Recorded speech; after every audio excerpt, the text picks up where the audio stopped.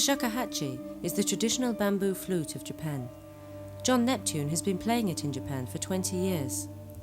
He plays so well that the Japanese have honored him by giving him a traditional name, Kaizan, which means sea mountain. It's unusual for non-Japanese to receive such recognition.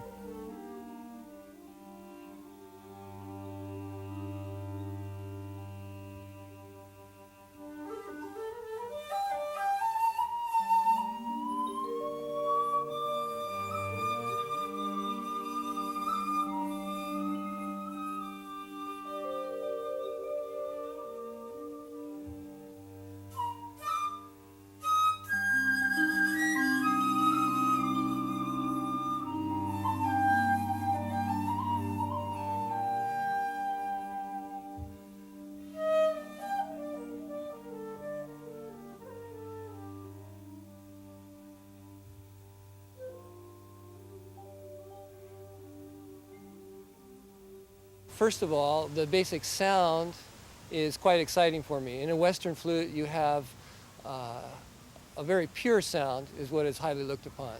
And the shakuhachi, of course, you have a number of different techniques that require you to play with a thrashing breath or a fuzzy kind of sound, much more natural, or wind rushing through the bamboo kind of sound.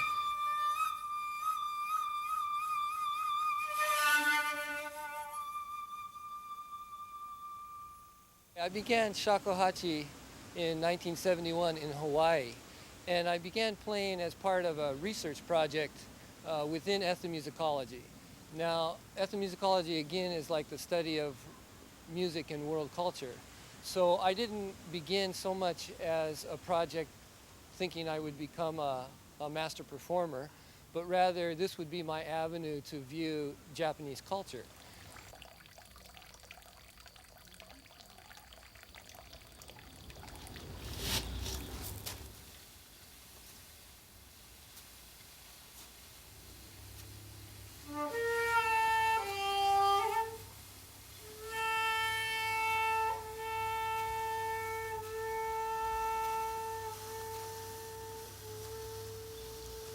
The shakuhachi has always been associated with Zen Buddhism.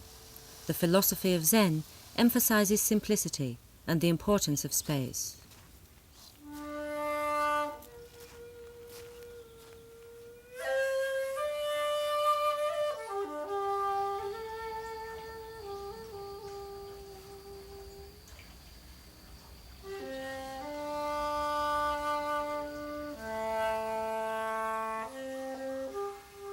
There's a Japanese expression, ichion jobutsu, which is one sound enlightenment. And that kind of sums up the whole approach to it. You don't need a lot of flash, you don't need a lot of technique. One note is enough.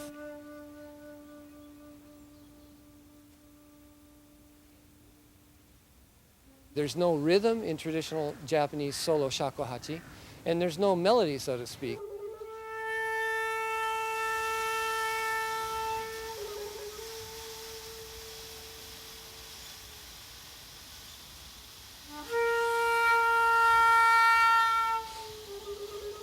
You have one breath for one phrase. Each phrase is a whole world in and of itself.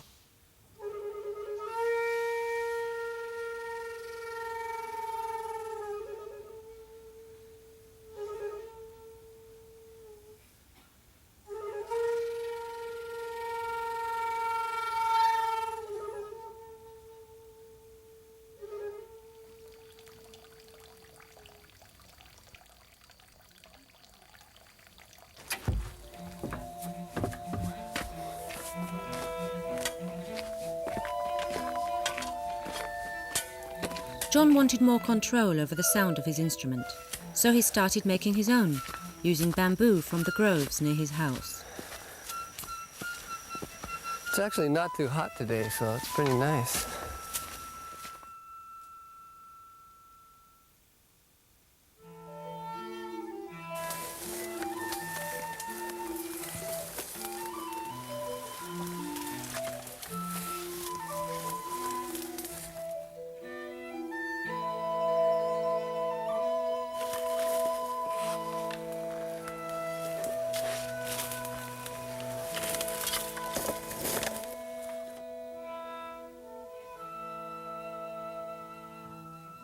Thank you, bamboo.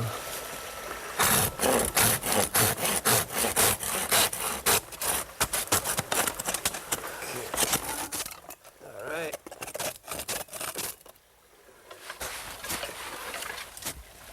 Any old piece of bamboo won't do.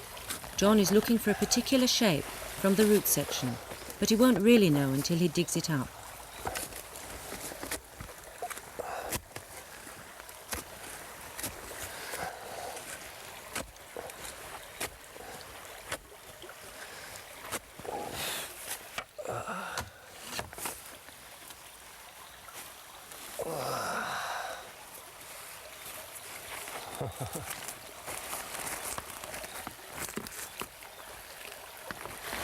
Can't really tell unless you clean it up whether it's going to look really nice or not.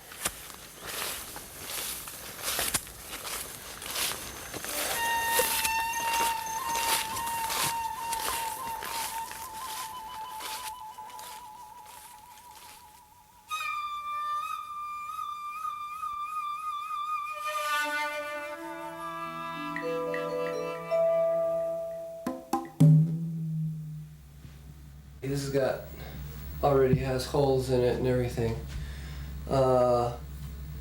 and it's, you know, when you get too much longer than this, you're not gonna be able to. I'm not gonna be able to reach it, but.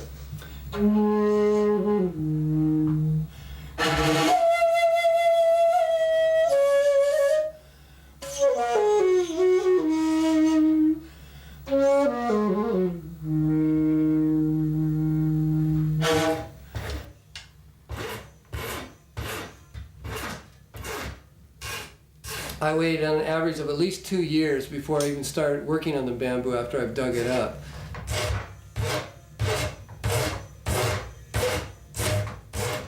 Once I started working on the flute, I've made a flute, a complete flute, in as little as 2 days.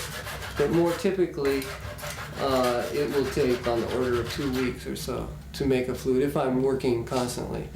And if things don't go right, maybe 2 months just for the fine-tuning process.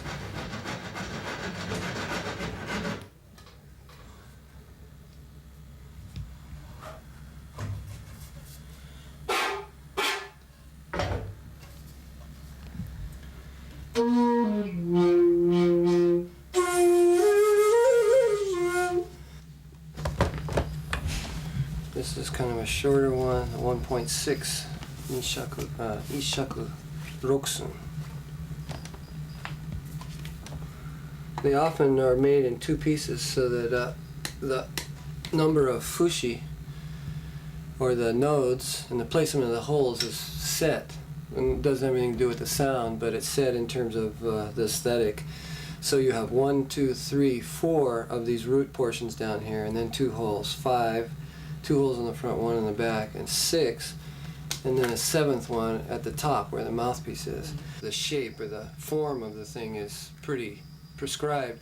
So to find a piece of bamboo that it naturally grows just exactly this length with this number of fushi, or this number of nodes, is almost impossible. In one grove, maybe there's 1 out of 10,000, if you're lucky, you know.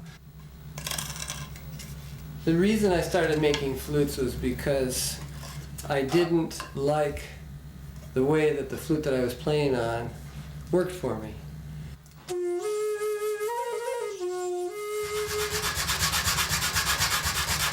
So if I wanted to be able to make certain kinds of sounds or have a flute that played with a certain kind of balance, I found that even though I asked and talked with a lot of makers and stuff, that I just couldn't get the kind of balance, the kind of response that I wanted. John's flute making was so successful that he now makes them for other musicians as well.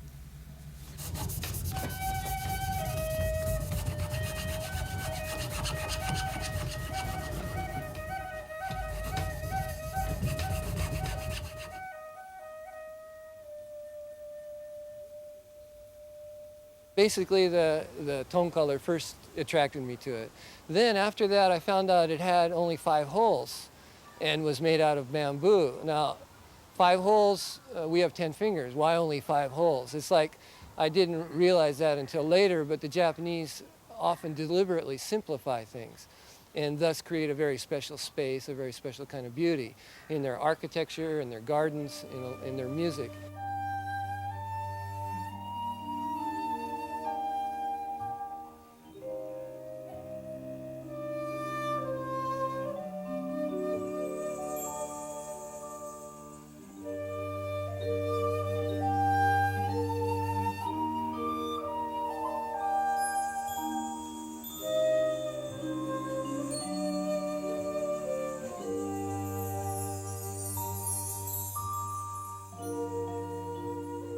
I don't make my living playing traditional Japanese music only.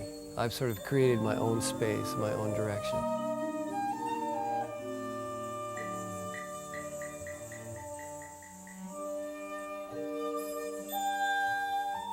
John was honoured for his mastery of traditional playing style and technique, but his popular success is based on the way he blends shakuhachi into Western jazz styles.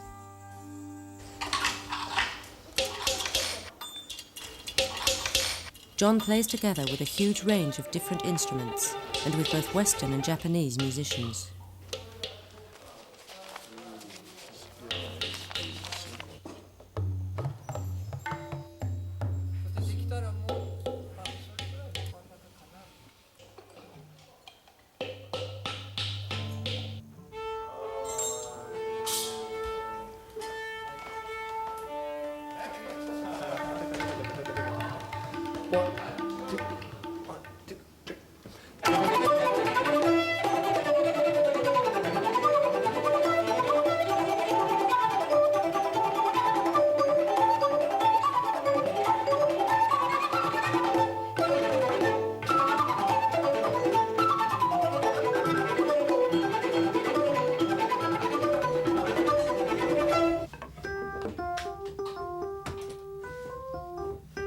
I found sounds while I was in my daily practice that I wanted to use on stage, and unless I wrote those sounds in my own music, no one else is gonna write them for me.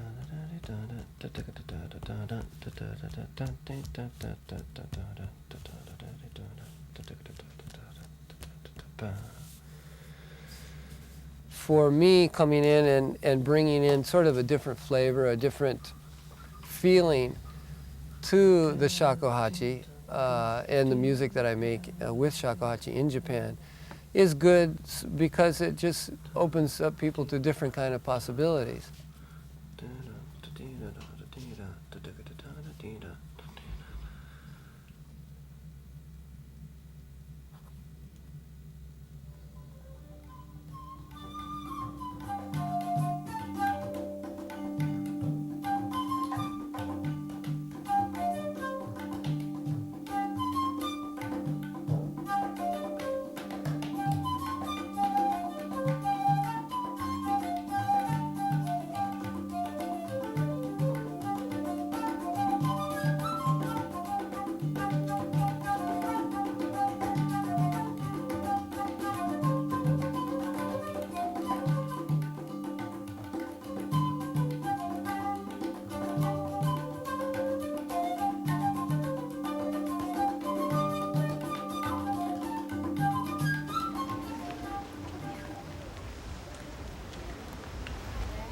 John Neptune likes to approach things differently, so every year he performs in the special atmosphere of a Buddhist temple. His combination of Western and Japanese sound is something new and refreshing in such a setting.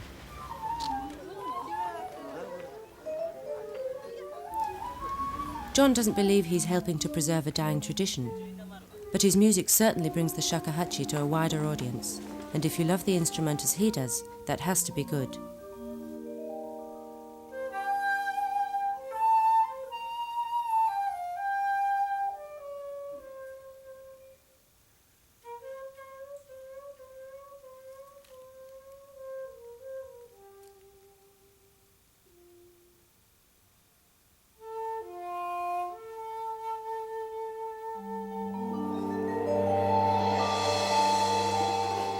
It doesn't matter if you're American or Japanese or European or whatever. If you have something interesting to say and can say it with conviction and sincerity, then maybe you can reach someone. And to sort of get outside of what the culture that you were brought up in, I think is a very good process.